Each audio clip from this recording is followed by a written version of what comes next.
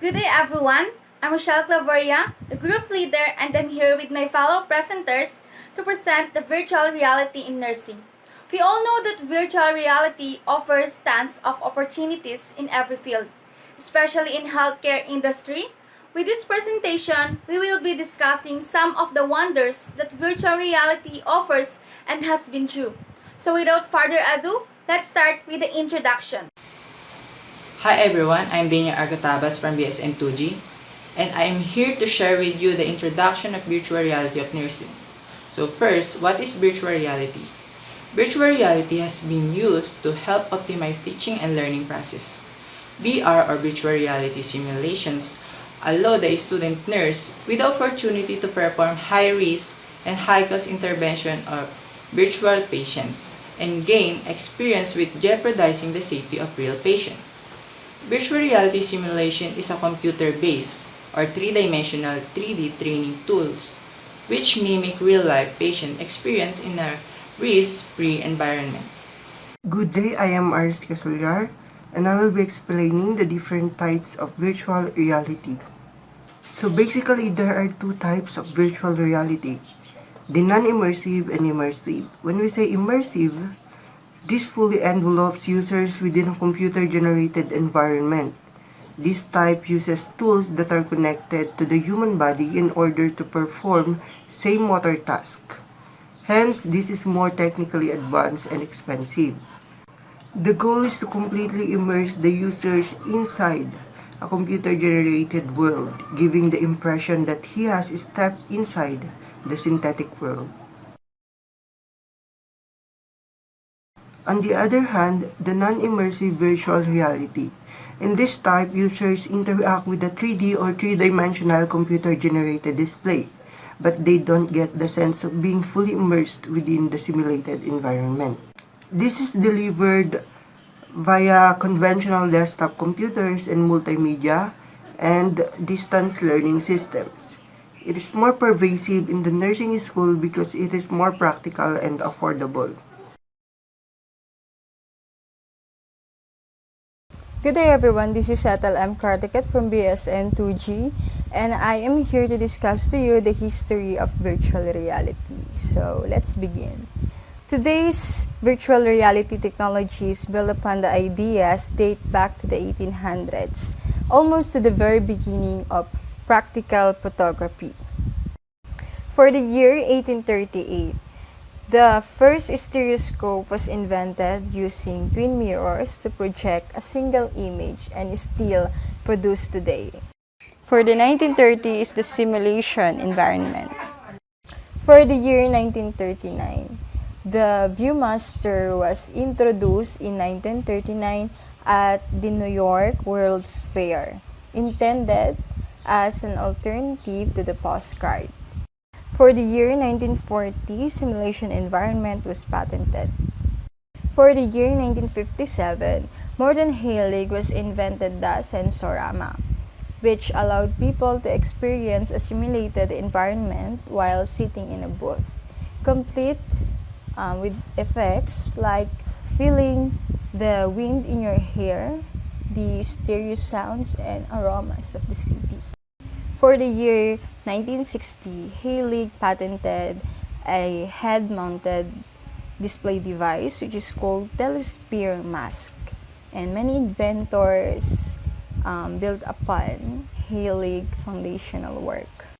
And for the year 1961, the development of the first motion tracking HMD by the Philco Corporation, known as the HeadSight.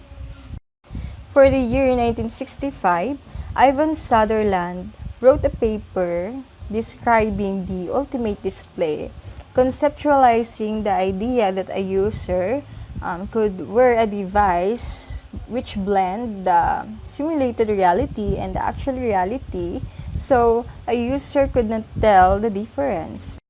The 1970s and 1980s were a heady time in the field.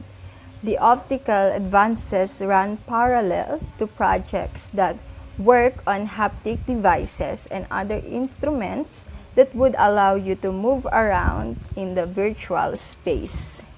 Good day, I'm Joseph Colana. The next one is the Serre Clubs in 1982. While product development was happening around headsets, Daniel Sadin and Thomas Defante were the first to invent finger tracking gloves, known as the Serre gloves. The gloves marked the beginning of gesture recognition using light-based sensors to provide a measure of finger movement. Flexible tubes with a light source at one end were mounted along each of the fingers of the glove. In 1993, there was a promise of VR finally entering the home as Sega announced the Sega VR headset. But unfortunately, the contraption never made it to public release due to safety concerns over effects on user eyesight. In 1995, the cheap home VR headset finally arrived as Virtual IO eyeglasses.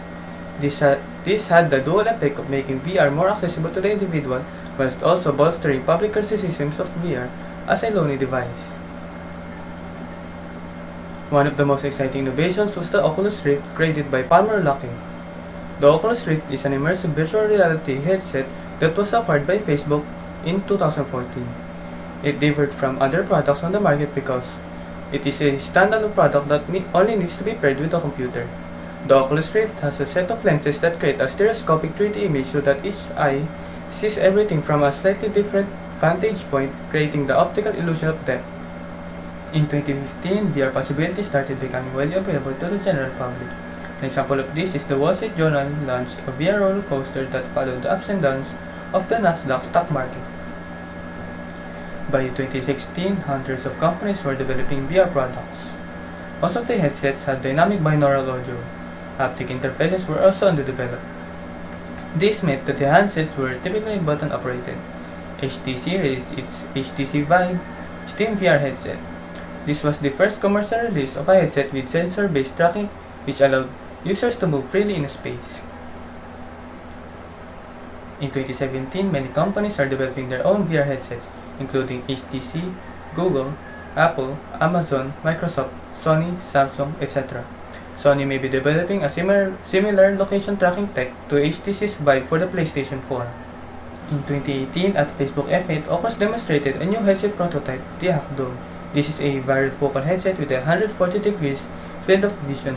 Virtual reality has significantly progressed and is now being used in a variety of ways, from providing immersive gaming experiences to helping treat psychological disorders to teaching new skills and even taking terminally ill people on virtual journeys. In 2019, Forbes describes this as the year of virtual reality gets real. Oculus Quest, Facebook's standalone headset, created a lot of interest and momentum, selling out in many locations and generating $5 million worth of content sales. Nintendo entered the VR market with the label VR Kit for Nintendo Switch on April 12. In March, Beat Saber became the first application to sell over a million copies in under a year.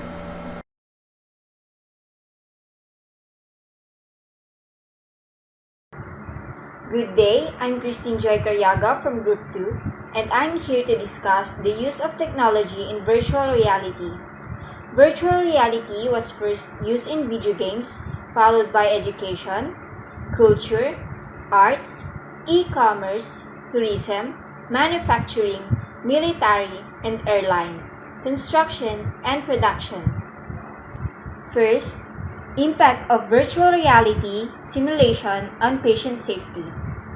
It's improved the quality of nursing education and enables students to put theory into practice and develop skills and positive attitudes. Those students are more likely to consider patient safety when performing clinical interventions. Virtual reality simulation scenarios should emphasize the principles of patient safety to teach students how to provide safe care in clinics. Second is identifying patients correctly. The patient's identity should be confirmed before all the fundamental nursing interventions. The patient should have a test of the 4 identities as evidence for identification, which is name, surname, protocol number, and date of birth. Emphasize in this simulation study that verification of patient identity before drug administration is important in ensuring patient safety. Third is improving effective communication. All healthcare professionals should have effective communication skills to ensure patient safety. A lack of communication leads to missing patient data and poor planning, which may result in misdiagnosis and inappropriate treatment. So that virtual reality can be used to teach students how to take patient history, welcome the patients to the clinic, implement the protocol or procedure for discharge, and communicate with other healthcare professionals. Reducing the risk of healthcare-associated infections. Infections are the most common cause of death in hospital. Hand and skin hygiene before intervention breaks the chain of infection. Simulation can be used to help nurses develop positive attitudes toward hygiene, resulting in a reduction in the rate of infections. Hand washing is the most effective way to prevent the spread of infections. VR simulations improve student knowledge and skills on decontamination and urinary and intravenous catheterization, port catheter injection, tracheostomy, aspiration, and nasogastric tube insertion. Ensuring correct site, correct procedure, correct patient surgery. Surgical errors are among the most common errors that jeopardize patient safety. Virtual patients can be used to inform students on patient safety based on the surgical safety checklist. Students can practice filing out the name and location of the surgery and receiving informed consent before the surgery. Medical students can manage or perform surgeries on virtual patients that replicate human anatomy and cope with complications. Safety of high alert medications. Nurses frequently administer medication based on the six rights: the right drug, the right patient, the right dose, the right route, the right time, and the right documentation. Risk of patients' harm resulting from falls.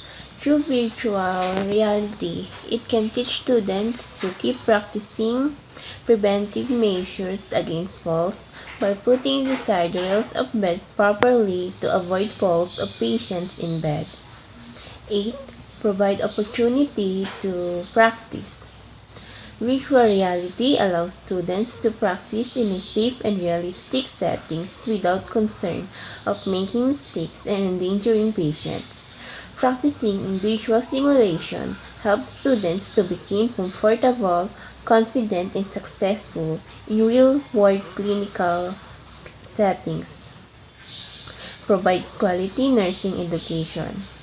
Virtual reality used to train students in medical field with better understanding, and it stimulates students to obtain materials and use it in their study. Also, it stimulates all of their senses and encourages optimal learning and learning retention, and helps nursing students acquire knowledge and develop skills and makes them more motivated and confident. For the future direction, what does the future hold? In some instances, virtual reality make life easier. For example, retailers use it for better product placement in stores. Impressive breakthroughs are seen in the healthcare sector where systems simulate essential organs, allowing people to practice surgical procedures. There is plenty of potential for growth in virtual reality, and as invest. Only time will tell what will come next. So naturally, we expect virtual reality to be a big part of our future. With so much investment of time, workforce, and money in this technology, expectations have increased. Good day. I am Trisha May Bermudez from BSN2G, and I will discuss how virtual reality affects us and can change our future. First is we can work more comfortably. Working from home is always more comfortable and productive. With virtual reality technologies, we are expecting development of virtual offices. Next is our learning field. With the help of virtual reality, the quality learning will improve a lot. practical learning always better than the academic knowledge, and with the support of virtual reality technology and activity exposure will increase. Lastly, with the virtual reality, it can improve our quality of life. With the enhancement of virtual reality, our life will become better. Virtual reality technologies will make smartphones smarter, and many more smart tools like VR goggles, VR devices that will flood the market.